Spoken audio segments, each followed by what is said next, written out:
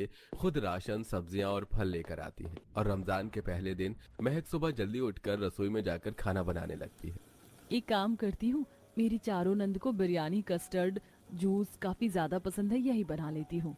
मुस्कान हड़बड़ी में खाना बनाना शुरू करती है और बिरयानी में उससे नमक मसाला ज्यादा गिर जाता है, जिस वजह से वो काफी परेशान हो जाती है और उसे अपने मायके के दिन याद आ जाती है, जब उससे कोई गलती होती थी तो कैसे सजा मिलती थी। करम जली कहीं की, आज हमारी सहरी का पहला दिन है और तूने पहले ही दिन इतना नमक डाल दिया ताकि हम अपना रोजा ना खोल सके। अम्मी ये जानबूझकर ऐसा खाना बनाती है, आज आप इसे ऐसी कड़ी सजा दो कि ये भी अपना रमजान का पहला रोजा ना रख सके। महक को परेशान करने के लिए अब उसकी सौतेली माँ उसके सामने से खाना छीन लेती है और उसे घर के सारे काम करवाती है।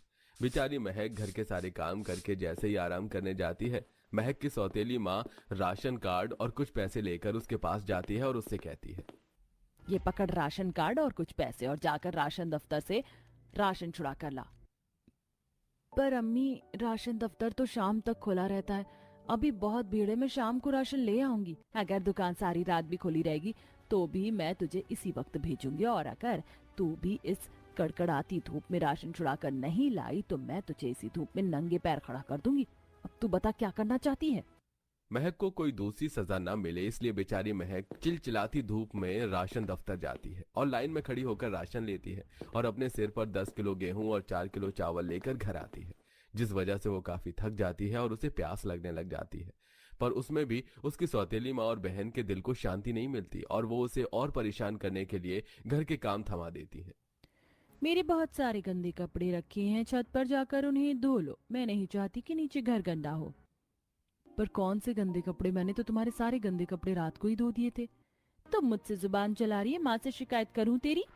अपनी सौतेली माँ का नाम सुनकर महक डर जाती है और उसके हाथों से कांच का गिलास गिर जाता है। कांच गिरने की आवाज सुनकर उसकी चारों नंद रसोई में आती हैं और अपनी भाभी से कहती हैं, भाभी, आप इतनी डरी हुई क्यों हो? और आपको तो बहुत पसीना आ रहा है।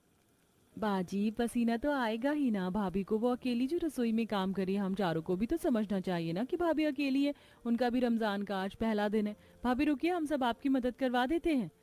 नहीं नहीं, आप सबको मदद करने की जरूरत नहीं है, मैंने सारा काम खत्म कर लिया। देखिए, मस्जिद से सायरन की आवाज भी आ गई, बाहर चलकर सहरी खा लेते हैं।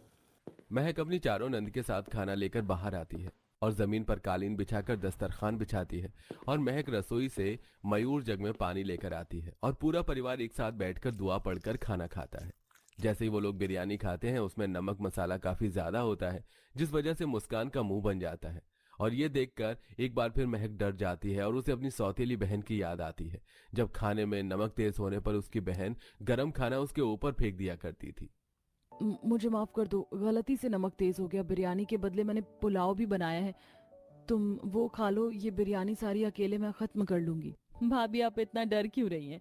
साधारण सी बिरयानी ही तो थी, हो गया नमक तेज तो क्या हुआ, हम सब इसमें रायता डालकर खा लेंगे। बहू, इतनी गलतियां तो हर किसी से होती है, अब डर मत और खाना खा इससे पहले कि सहरी का समय खत्म हो जाए। अपनी सास और चारों नंद की ऐसी बातें सुनकर महक की जान में जान आती है और वो सभी के गंदे बर्तन अकेली उठाने लगती है।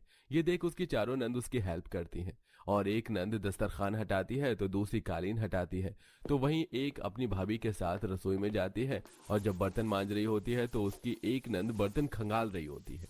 भाभी, आप इतनी डरी डरी क्यों हैं? हमसे कोई गलती हो गई है क्या? ऐसा क्यों बोलती हो? गलती तुम चारों से नहीं बल्कि मुझसे हुई थी, पर फिर भी तुम चारों मेरी मदद कर रही हो। आज से पहले कभी किसी ने मेरी इतनी मदद नहीं करी। तुम जानती हो, शादी से पहले मेरा रोजा पूरा ना हो इसलिए मेरी सौतेली माँ और बहन मुझे मारा करते थे, धूप में मुझसे काम करवाते थे, सर पर मैं राशन उठाकर लाती थी, पर यहाँ तो ऐसा कुछ भी नहीं है। इस तरह महक की चारों नंद उसके साथ मिलकर घर के सारे काम करवाती हैं और आलिया अपनी भाभी का डर अपनी चारों बहन को बताती है और वो चारों फैसला करती हैं कि वो इस बार अपनी भाभी का रमजान इतने अच्छे से मनाएंगी कि वो जिंदगी भर याद रखें। हमारी भाभी के साथ तो बहुत बुरा हुआ है, अब हमें ऐसा कुछ करना चाहिए जिस वजह से वो और ज्यादा हमसे डरे ना। अगर ऐसी बात है बेटा, तो तुम चारों को अपनी भाभी के साथ बहन की तरह रहना होगा, क्योंकि वो जब से यहाँ आई है काफी ज्यादा डरी रहती है। रमजान का पहला दिन जैसे उसका अच्छा गुजरा है, मैं चाहती हूँ कि उसके बाकी के 29 दिन भी ऐसे ही गुजरे। जहां एक तरफ महक की चारों नंद अपनी भाभी के बारे में सोच रही होती हैं, तो वहीं महक की एक दोस्त उसे फोन करती है और उसकी नंद के खिलाफ भड़काती है। महक तू सच में कितनी मासूम है, इसीलिए तो तेरे मायके में भी तेरे ऊपर इतना जुल्म किया गया। तेरी चारों नंद अच्छी बनने का ढोंग कर रही हैं। देखना तू, वो तेरी मासूमियत का फायदा उठाकर तुझे तेरे ही घर से निकाल देंगी, वो भी इसी रमजान में। तू सही बोल रही है, मेरी सास ने भी बताया था मेरी चारों ननद खाने के साथ कभी कॉम्प्रोमाइज नहीं करती, और आज इतनी बड़ी गलती होने के बाद भी उन चारों ने मेरी मदद की। महक अपनी दोस्त की बातों में आ जाती है और फिर से पुराने दिनों को याद करने लगती है, जहां उसकी सौतेली बहन भी उसके साथ अच्छा बनने का नाटक करती थी और अपनी माँ से मार खिलवाती थी। अब शाम को किसी काम से महजबीन की पड़ोसन आती है और महजबीन को भड़काना शुरू कर देती है। अरे बहू, तेरी सास जितनी अच्छी और भोली है, तेरी चार नंद उतनी ही चालाक हैं। बचकर रहना अपनी चारों नंद से। आंटी जी, क्या गुफ्तगू चल रही है आपकी हमारी भाभी जी से? आलिया, भला मैं तेरी भाभी से क्या बात करूंगी, मैं तो बस यहाँ तुम चारों बहनों से मिलने के लिए आई थी। आज तुम्हारा रमजान का पहला दिन है, इफ्तारी का समय भी हो रहा है, तो क्या बना रही हो?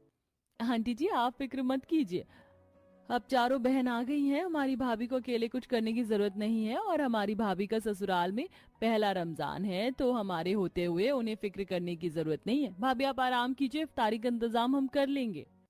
इतना बोलकर चारों नंद अपनी भाभी के साथ रसोई में चली जाती हैं और काम में लग जाती। अपनी चारों नंद के साथ महक इफ्तारी का खाना बनाती हुई मन ही मन में खुद से कहती है, अब तो पड़ोस की आंटी भी कह रही है कि मेरी नंद ठीक नहीं है, मुझसे कहीं कोई गलती ना हो जाए। काम करती हूँ, अभी अलार्म लगा लेती हूँ। इफ्तारी और खाना तो इन चारों ने मिलकर बना लिया हो। अगर आज की तरह कल भी सहरी में मुझसे कोई गलती हो गई तो कहीं ये चारों नंद मेरी और माँ जी के रिश्ते में खटास ना ला दे।